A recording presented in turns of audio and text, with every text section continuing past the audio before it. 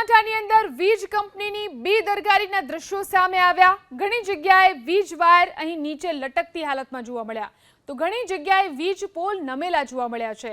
અમીરગઢ વિસ્તારમાં ઇકબાલગઢ, વેરા, ધનપુરાની અંદર એક બાજુ ઉનાળાને લઈને ગરમીનો પારો 42 ડિગ્રી પર પહોંચ્યો છે, ત્યારે આ સમયે વીજ કંપનીએ લાઇટ કાપ કરી અને વીજ લાઇનો રિપેરિંગની કામગીરી હાથ ધરી છે, જેના કારણે વીજ કાપથી લોકો પરેશાન છે।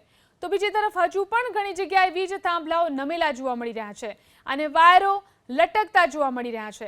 ઘણા ખેડૂતોના ખેતરોમાં તેમજ ગ્રામ્ય વિસ્તારમાં વીજ વાયરો નીચે આવી ગયા છે। લોકોએ ઘણી વાર વીજ વાયરોને સરખા કરવા માટેની પણ રજૂઆત કરી, પરંતુ વીજ કંપનીની ઢીલી નીતિના કારણે કામગીરી ન થઈ રહી હોવાનો આરોપ છે અને વહેલી તકે કામગીરી કરવામાં આવે તેવી માંગ પણ છે। જીબીની બેદરકારીના કારણસર આ ખેડૂતોના વાયરાના નીચે જમીને તળિયાડીએ ગમે ત્યારે ચાર ઘાસ ભરવા જાય ત્યારે અકસ્માત થાય એવું લાગી રહ્યું છે। અને આ હાઈવે ઉપર આ સામે ભાડો ડીપીડી એક પૂરેપૂરી ઝાડમાં ગોચવાયેલી છે।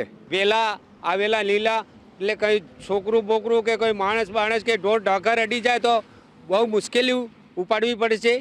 એટલે અમે રજૂઆતો કરેલી, પણ બેદરકારીને જી બોર્ડના બેદરકારીના કારણે આ લોકો સાંભળતા નથી। એટલે લાઇટ આવે તો દિવસનો આવે તો દિવસમાં 25 વખત કાપે, કારણ કે જીબીની ઉપર કોઈ પણ અસર થતી નથી। મીડિયા દ્વારા રજૂઆત કરી છે, અરજી દ્વારા રજૂઆત કરી છે, તો આ બાબતે અમે ફરી આજે મીડિયાના માધ્યમથી જીબીને રજૂઆત કરીએ છીએ કે જે વેલાઓ ચડ્યા છે થાંભલા ઉપર વેલાઓ તાત્કાલિક ધોરણે ઉતારવામાં આવે, કારણ કે જો અમુક વાર ખેડૂતો બિલ નથી ભરતા તો તાત્કાલિક ધોરણે તેમનું મીટર કાપવામાં આવે છે, તેનો વાયર લઈ જવામાં આવે છે। તો આવી જ રીતે એ પોતે પણ અમે એના સફાઈના અને ટોટલી પૈસો ચૂકવીએ છીએ, તો આની સામે અમને કામ મળે, આનું સમારકામ થાય કે જે કામ છે તે કામ પૂરું થાય તેવી આશા રાખી।